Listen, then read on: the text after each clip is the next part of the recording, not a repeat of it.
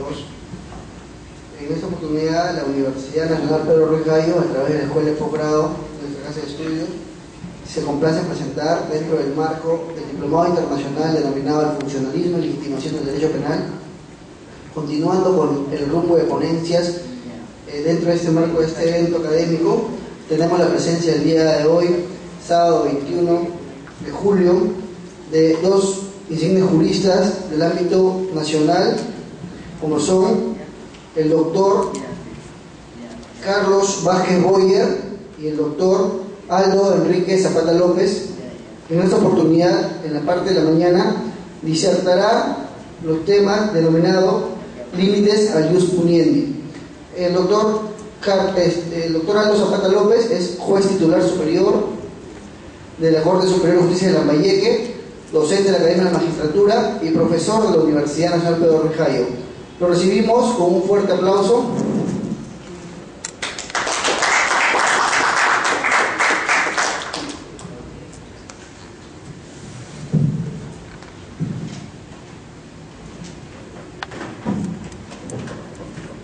Gracias.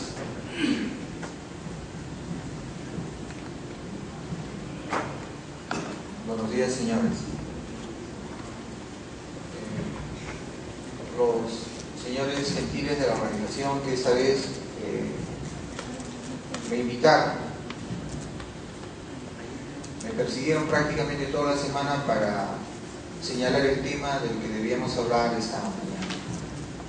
Y con tanto trabajo que tenemos, parece que recobré la conciencia más o menos el jueves y les dije cuál era el tema. Y es que, como conversábamos casualmente hace un momento, las cosas no ocurren de manera casual, siempre hay una razón para todo, hasta para que ustedes estén presentes y por supuesto para que otros no hayan venido.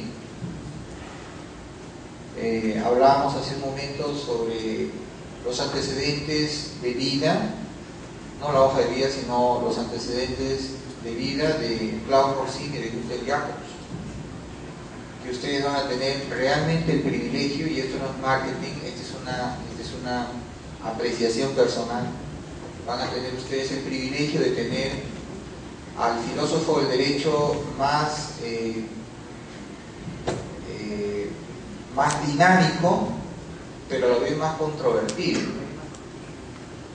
actualmente en el mundo occidental.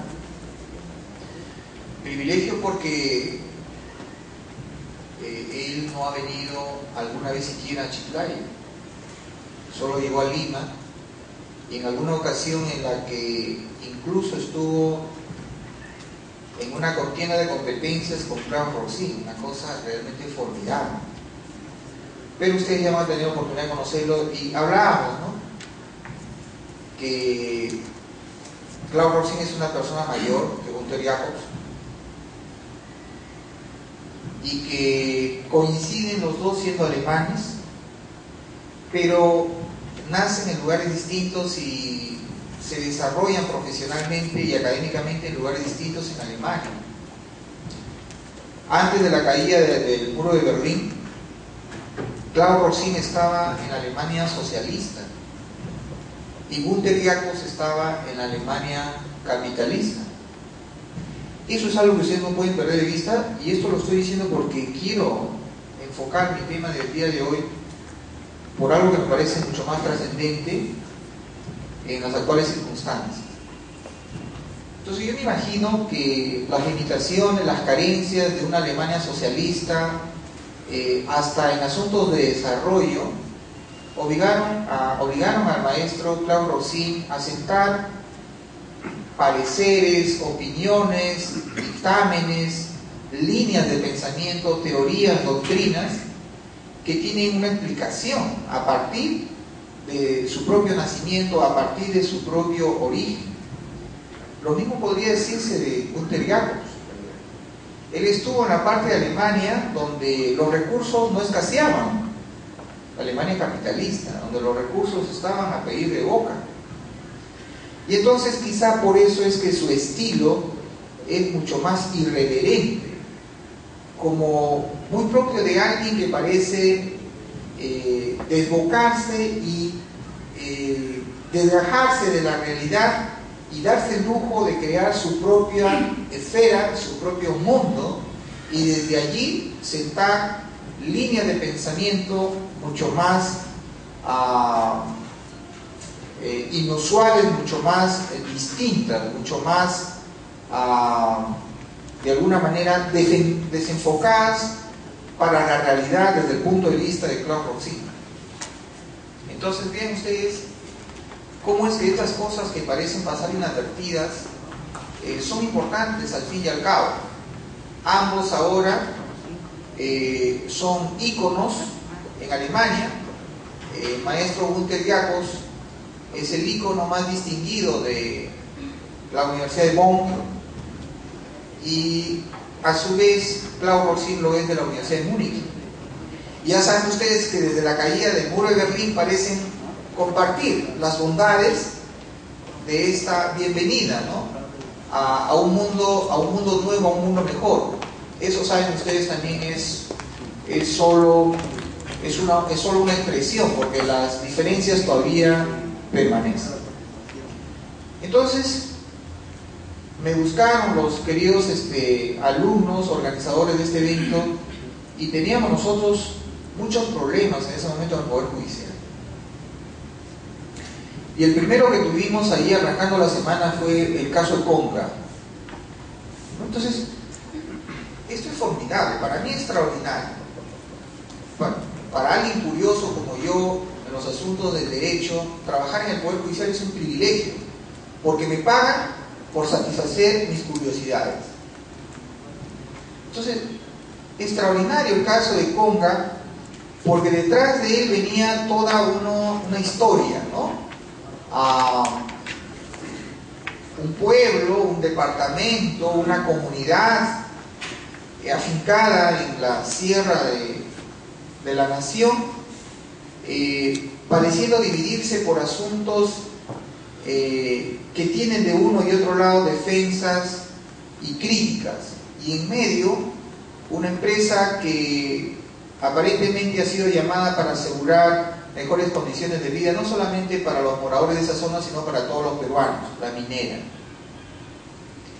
Y nosotros, teniendo que resolver algo y dejarnos sentados en nuestra decisión aquellas connotaciones notoriamente, públicamente conocidas sobre el impacto que podría tener esta resolución en las decisiones del Estado, y por supuesto en las propias vidas de los afectados con la medida cautelar de prisión preventiva. Me preparé durante el fin de semana anímicamente, porque ya sabíamos que llegaba a la sala, y cuando llegó, ¿no?, como cuando uno se prepara para ingresar a la universidad, y cuando ingresa se acabó la emoción, ¿no? Uno esperaba que fuera más bonito. Ya ingresaste, ya no tiene nada de motivo, ya pasó ya.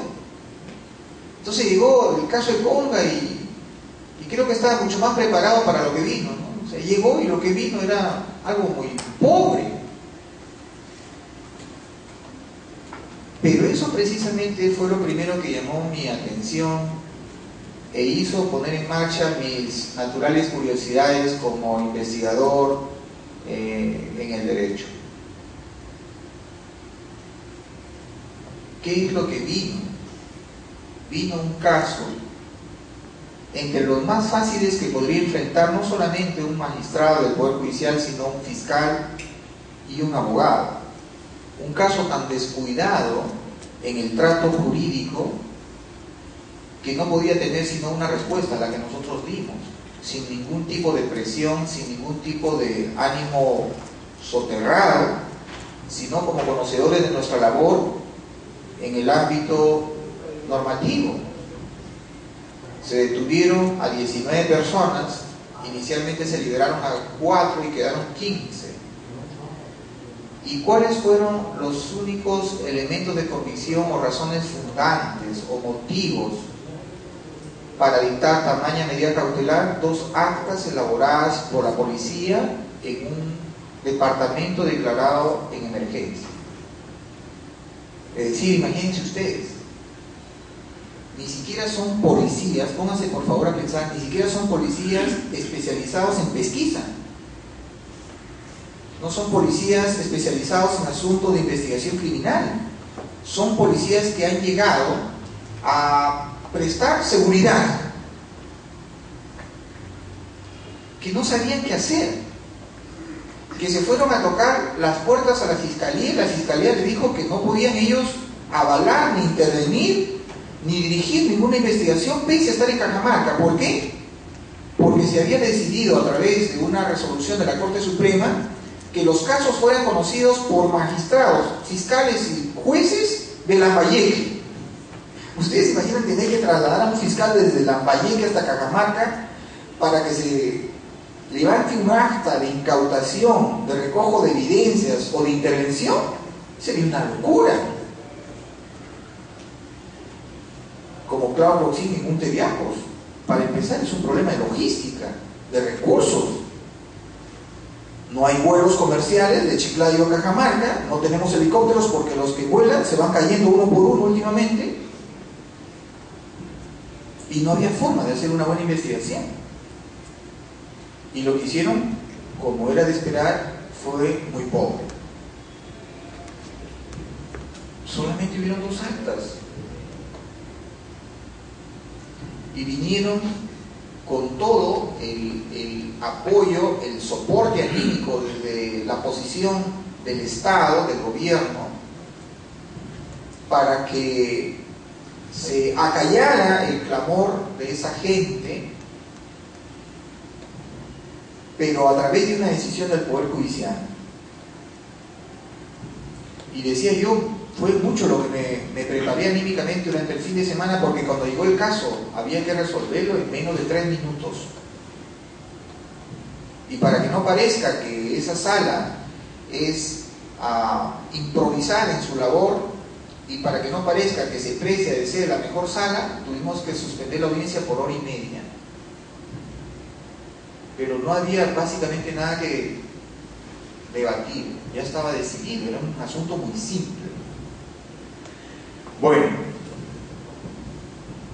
el mensaje fue: cuando quieran que un magistrado del Poder Judicial limite la libertad ambulatoria o individual de una persona, tienen que hacerlo sobre base suficiente, sobre razones fundantes, sobre argumentos que puedan rayar con la certeza que sirve para condenar a una persona. De otra manera, no busquen a los magistrados del Poder Judicial para detener a una persona, porque ello sería ofensivo a la independencia, a la imparcialidad de los magistrados del Poder Judicial, y sería contrario a lo que la propia Constitución exige a todo ciudadano y especialmente a los operadores jurídicos: defender la Constitución. No podemos privar la libertad de una persona si es que no tenemos autorización, licencia constitucional, y la Constitución impide, prohíbe que nosotros, en fiel observancia del principio de proscripción a la arbitrariedad, caigamos con todo nuestro peso sobre el ciudadano de manera irracional. Entonces, ¿cuál fue el tema? Límites al ius puniendi. Salió solo a partir del caso de Conga, porque si ustedes se han dado cuenta, el espectro, el mapa jurídico con sustento social, político y económico está cambiando mucho en el Perú últimamente, y estamos reviviendo experiencias, historias del pasado que nos ofendieron, que nos dañaron, que nos hirieron, e increíblemente los magistrados del Poder Judicial estamos en el ojo de la tormenta por hacer nuestra labor. Nadie reparó, como reparó en el caso de Conga, cuando en aquel otro caso una sala que no es la mía dictó una sentencia de condena al alcalde de Chiclayo. O sea, desde el Estado esa no se mostró como una verdadera preocupación. De pronto una ciudad pujante como Chiclayo, con más de 1,5 millones de habitantes, estaba viendo que por decisión de 3 personas de la comunidad el alcalde dejaba de serlo. Es una cosa fantástica, es una cosa extraordinaria, excepcional, en términos de repercusión, en términos de relevancia. Pero nadie reparó más que aquellos justificados trabajadores, amigos del propio alcalde que dejaba de serlo en esa decisión.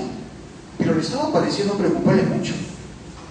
Pero cuando nosotros dictamos la decisión de Conga, que debió pasar inadvertida, y debió ser solo del interés de algunos familiares, de miembros de su comunidad, y de aquellos que hacían la vigilia acá en la plazuela Elías Aguirre, ¿no?, que habían puesto unas velitas allí y a la vez cantaban sus carnavales, ¿no? Nosotros no sabíamos si era una vigilia o era un tono.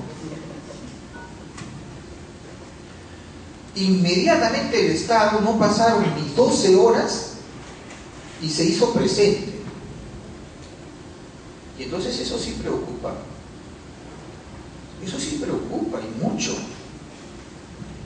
Porque el magistrado no forma parte del Estado, ¿acaso?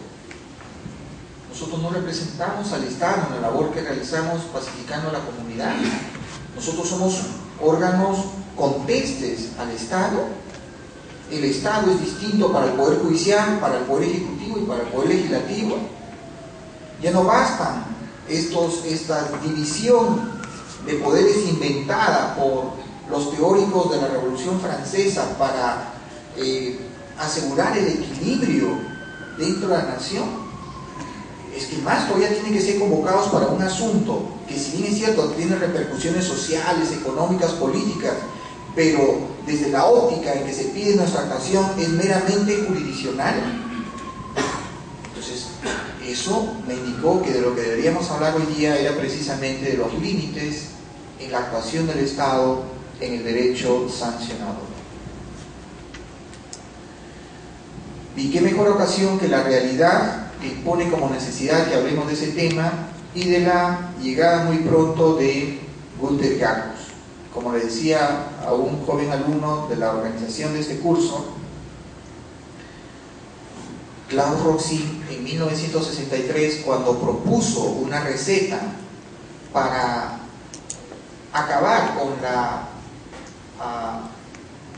con la diversidad de decisiones de los magistrados alemanes en la parte de Alemania socialista referida a los accidentes de tránsito, Klaus Roxin inventó una receta, una fórmula. Y esa fórmula la aplicamos con cierta vehemencia, a veces con conocimiento y a veces con ignorancia, pero la aplicamos igual. Entonces, las decisiones se afincan siempre en la realidad. No hay que perder de vista que nosotros, a través del derecho, no hacemos sino explicar una realidad y que es común para todos los ciudadanos. No podemos inventar decisiones de espaldas a la realidad, porque hacerlo peligrosamente convierte nuestra realidad en una ficción y que puede ser precisamente el espacio que algunos buscan para que las cosas no sean como deben. Si es que nuevamente y extrañamente en un quinquenio democrático se pone en cuestión la necesidad de conservar el equilibrio en las decisiones de los órganos del Estado, es bueno que empecemos a preocuparnos ya no tanto por las técnicas de litigación oral. Felizmente últimamente se están olvidando ya, porque ya francamente había acabado con mi paciencia, ¿no? Y hay que hablar, señores, de derecho penal, y eso es definitivamente en estos ámbitos del derecho lo que marca la diferencia entre el abuso, entre el exceso, la arbitrariedad y lo permitido, lo razonable, lo ponderado, lo justo, lo proporcional. Entonces, con ese preámbulo me he permitido señalar como tema, y vamos a hablar a partir de este momento de algo que considero realmente fundante. Mientras que desde el Estado, desde el gobierno, mejor dicho, parecen llamar explícitamente la atención e implícitamente a los magistrados del Poder Judicial por sus decisiones, nosotros tenemos que empezar a responder con fortaleza a partir de cánones, a partir de axiomas, de dogmas, a partir de normas que recuerden a aquellos que piensen que nuestra labor no es adecuada, que nuestra labor es necesaria para conservar ese equilibrio que hace permitida o que hace posible la vida en comunidad. Los límites al ius puniendi, señores, no son sino aquellas vallas, aquellos vetos que impiden la arbitrariedad estatal. Cuando nosotros hablamos del ius puniendi, recuerden sus clases de derecho, estamos hablando del derecho de castigar, que en monopolio ejerce el Estado y que por excepción reconoce la propia Constitución a las comunidades indígenas y de nativos, y no precisamente a los ronderos campesinos, sino con la participación de ellos como verdaderos gendarmes de la labor que realizan en las decisiones fundadas en la costumbre. Y nada más que eso, estamos hablando de los límites entonces que se imponen como una verdadera necesidad al Estado para evitar que éste abuse o cometa excesos. Ya tenía pensado el tema cuando anoche en algún carro por ahí la noticia de RPP daba cuenta de una resolución que acaba de dictar la Sala Permanente de la Corte Suprema, presidida por Javier Bielstein. ¿Lo van a traer a Javier Bielstein? No lo van a traer. Bueno, el magistrado de la Corte Suprema más conteste, ¿ya?, actualmente es Javier Bielstein, el anterior presidente del Poder Judicial, ¿no? Irónicamente, el más cuestionado es el vigente presidente del Poder Judicial, el maestro César San Martín Castro, a quien nosotros recordamos con afecto por su libro sobre derecho procesal penal, que la primera vez no lo entendimos, la segunda vez lo cerramos, no lo pudimos ver nunca más, pero la tercera vez vimos que era el mejor libro que había sobre derecho procesal penal en el mercado y había que leerlo, y finalmente le agarramos cariño. Pero lo que ocurrió más o menos con aquel otro miembro de la Corte Suprema, profesor de Derecho Penal, ayúdenme, consecuencias jurídicas del delito, Prado Saldarriaga, ¿no? Lo que ocurrió con Víctor Prado Saldarriaga, igual que César San Martín Castro escribiendo y en obras de muy buena calidad, obras jurídicas, pero al ejercer la magistratura parecía contestarse a sí mismo, ¿no? Debe ser difícil, ¿no? Pero sin embargo, el que parece que ha superado esa valla es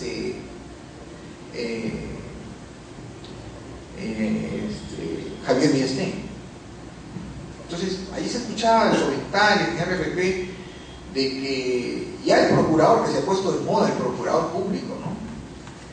El procurador mostrando abiertamente su desacuerdo con la decisión dictada por la Sala Permanente de la Corte Suprema, presidida por el Supremo Javier Bielstein, porque había considerado como una razón dislocada para disminuir una pena impuesta en un caso de corrupción, alegando de que la razón por la que se establecía una pena distinta a la esperada, es decir, atenuada, era porque el proceso se había demorado más de 11 años y que eso era solo motivo suficiente para que no se aplicara la pena prevista en la ley.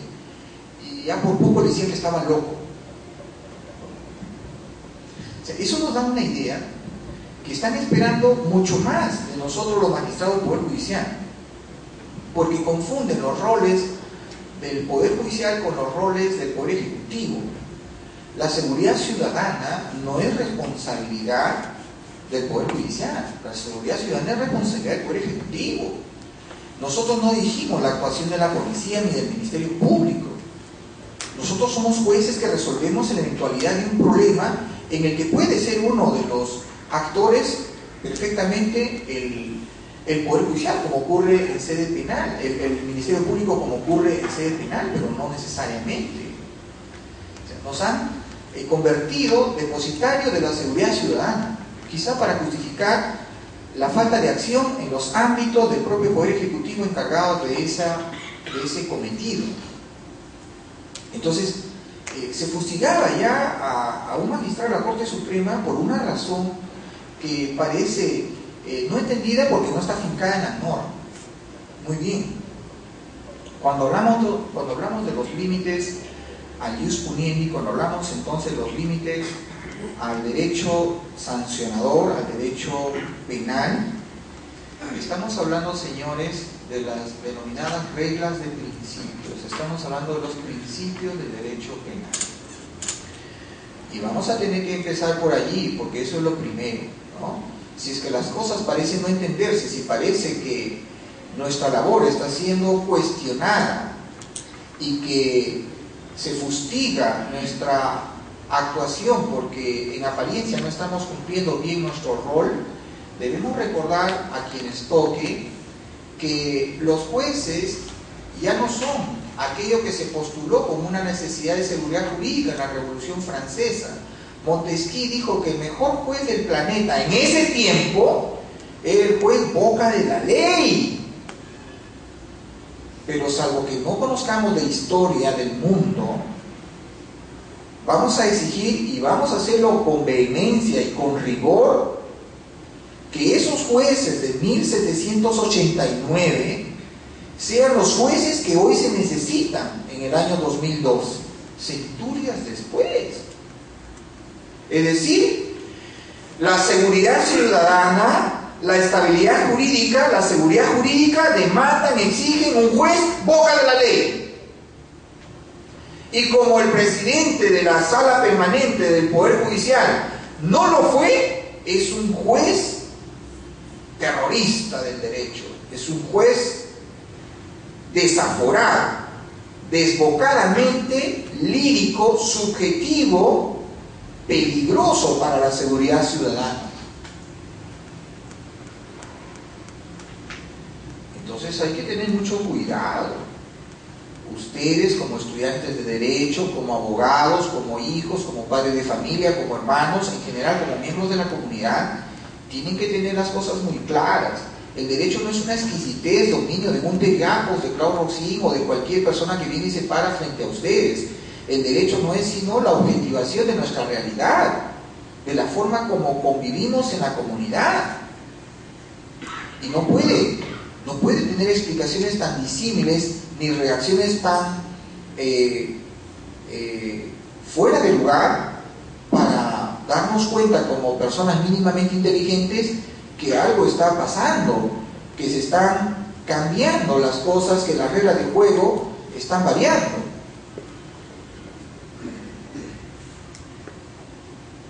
El Código Penal vigente desde 1991 se afinca, como era de esperar, en una política criminal del Estado. Y esa política criminal, señores, es una política criminal declaradamente, expresamente contenida en la exposición de motivos, descriminalizadora y despenalizadora.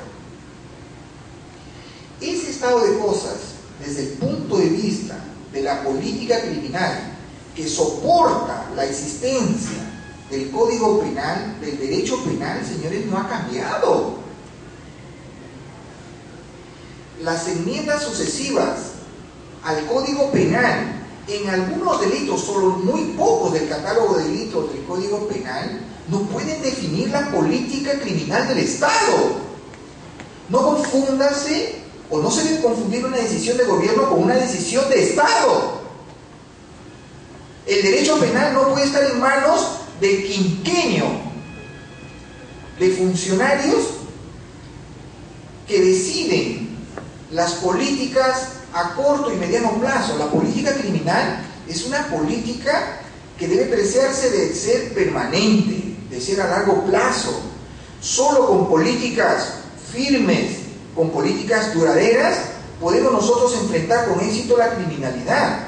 Pero no podemos estar siquiera imaginándonos que esta puede ser modificada, corregida variada de acuerdo a los pareceres de cada ministro que desfila en cada quinquenio. Porque eso, irónicamente, a lo que se espera, lo único que va a traernos es inseguridad ciudadana, inestabilidad jurídica, porque la